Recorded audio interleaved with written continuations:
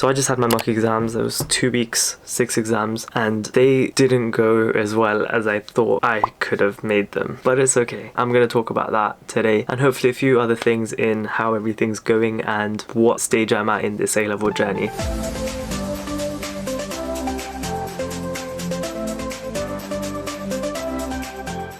Before we get into the video, I would like to announce that I have an Instagram page, which you might have seen in a recent post of mine. If you haven't already, check it out. Give me a follow if you want to keep up with what I'm doing. I was quite frequent with it when I was revising for my mock exams. I usually post some stuff here before you'd find out on the channel. So if you want to have early notice of different things, I will probably have it on my Instagram before I even tell you guys here in the channel. So give me a follow if that's what you'd like to see, and let's just get straight into it.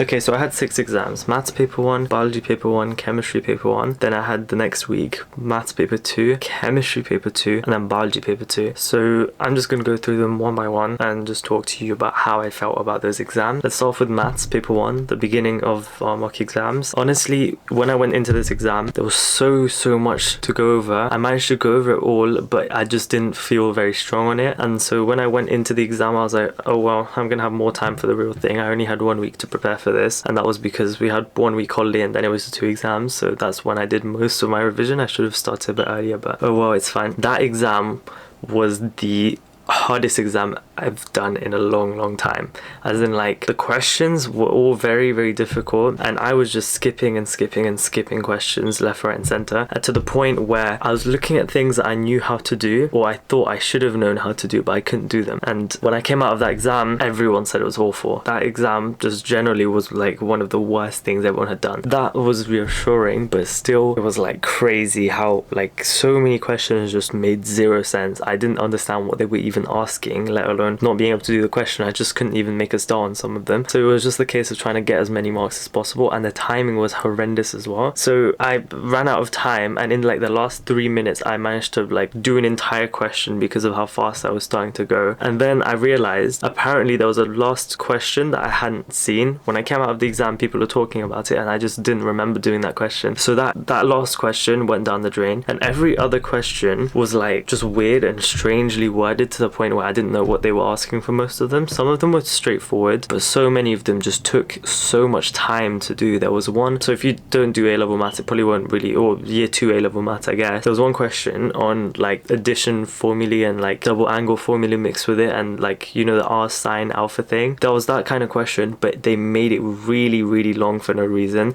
and it took up like, I think most of the paper was just taken up from that one question. It was an entire page of just like question, and each one of them just asked for more and more stuff, and it was hard, but it just was so long that it made the rest of the paper really difficult to do because that one question took so much time. So overall it wasn't very good, and in terms of percentages, I would say if I got 50%, I'd be happy, because it was not good. I'm saying that my score was between the 50% to 60% mark. That's what I think I got. That's like, compared to what I usually get in maths tests, that's not the greatest, but considering everyone did pretty badly, it's not as like bad. I'm not very stressed about it or anything. Now that was maths was a bit of a shambles. Then I had biology on the very next day, and that was also not as bad, but it was still very difficult. I can't really say what I thought of this exam. It was decent, but like with every biology exam, you might think it's good, but then you just dock like marks everywhere. So, and also when I came out of it and people talking about questions, I realized I didn't answer it the way other people did, and I just started getting stressed over that. But then it was like, oh, who cares? No one cares about this. Then I had a day off. I had chemistry right after. Chemistry was fine. It was better than I thought it would be, but it was still difficult, and I still feel like I didn't do very well in it. I think overall I didn't put that much effort into these mock exams for one main reason, and that's because I had an interview in the second week of the exam. So most of my time was spent towards preparation of this interview, so it meant that I didn't need to feel as scared about these exams, and also the exams didn't mean anything. Whereas the ones in year 12 at the end of the year, they had the predicted grades and everything, and that was important. These ones had nothing tied to them, so I could get 0% on every single exam and it wouldn't affect anything. So the only thing I was using this exam for was extra practice and just seeing how much of a time scale we're talking with. 1 week is not enough, I've realized. I mean, that's kind of obvious, but it's giving me an idea of what I need to do for the real thing, and I think that's what they're meant to do, so it's fine. It's not like I don't care about them enough to really be that worried. So that was chem, that was fine, that was all week one. Week one started off pretty badly, but it's okay. I was not worried because I had an interview to prepare for, so every exam that I just felt like I flopped, it didn't register in my head because I didn't have the time to let it register. I was busy just going straight to the next exam, making sure that I was preparing for my interview still and, you know, that stuff. So week one was shambolic. Week two, we began with maths again. Maths, stats and mechanics now. So the pure was the last week. Now we have stats and mechanics. It wasn't too bad, I can't lie. Some of the questions were a bit difficult, especially in the stats side, but overall it was fine. It was better than I thought it would be. It was fine. It was harder than, I guess, a lot of questions I had done when preparing, but it wasn't hard. Like, it wasn't anywhere near as hard as paper one that I had for maths. That was just not doable. Then I had chem paper two, so this is the one with organic and physical. This one did not go well. Some questions were fine, but there were so many questions that I looked at and I was like, oh, I should have gone over this. Especially there was a 6 marker, right? And I posted this on my Instagram as well. I started a question on aspirin preparation, but I didn't finish it, and that exact question came up in the test, as well as a 6 marker on preparation of aspirin. Didn't know anything, completely waffled. I wrote complete rubbish for that, and if I get 1 out of 6, I'd be happy. But I think overall that exam, it was just a bit all over the place. But my reasoning was that this chem exam was day before my interview. I do not care enough about this exam that I'm going to spend so much time revising every single practical to as much detail because I had an interview the next day. The interview is the only thing in this period that actually mattered to me, so that's why I spent most of my time on. And next day I had my interview. That went well, I guess. I'll talk about that more later on in a separate video. Then I had my biology exam. That was the last exam of the bunch.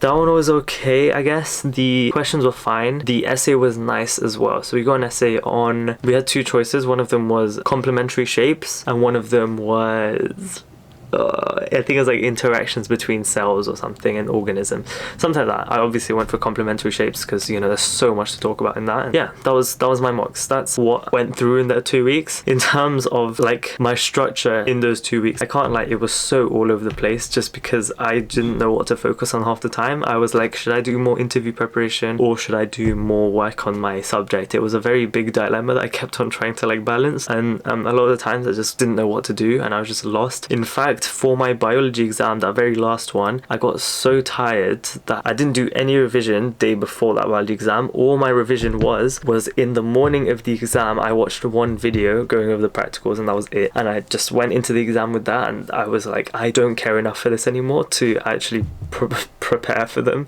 And like, it was a very, very tiring process. I think the fact that you have all these exams in such a short period of time, A-level exams drain you differently, and I said this last year with my year 12 end of years as well. This was just a bigger version of that. Just every exam just squeezes everything out of you.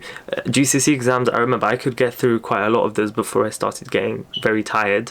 This one exam just like, it makes you just like, especially those 2-hour-long exams, those I can't get through sometimes. They're so long. But yeah, that was my mocks. In terms of other stuff going on, I guess I've done all my interviews now. I am now waiting on my offers, and we should get a video very, very soon on a compilation of my different decisions. In terms of school now, we should hopefully be getting back to school from my exams now, and that should be interesting again. I do want to start preparing for my A-levels early. Now it's March. I want to, in about a week's time, begin the preparation just like I did in GCSEs, a 9-week revision plan. I'm going to do a similar thing again. Obviously the beginning of this is going to be very, very chill. I just want to start off by just doing a few questions each day. I don't want to make it anything too serious so that when my A-levels do come about, I'm not that stressed and I don't really need to worry too much about them. The fact that I have 3 subjects means that it's just so much nicer to revise for them, honestly. I enjoy it so much more than GCSEs. If you are a GCSE student, I'm sorry. I honestly think that it's easier to revise for A-levels than it is for GCSEs just because you have less A-level story about. Apart from my mock exams, that's been it. Nothing else has currently really happened in school. Thing is though, we have what, like 3-4 months before end of school. That's kind of sad. This is my last year and then I'm done. Then I go to uni. That's crazy. If you guys have any other questions about how everything's going or you want to share your own experiences, you can comment that down below. I want to see what you guys think as well of this period, I guess. If you are in year 13 or if you're in year 12 and you need any sort of advice or anything, make sure you check out my Instagram if you haven't already as well, and I'll see you guys very, very soon, I hope. Bye for now.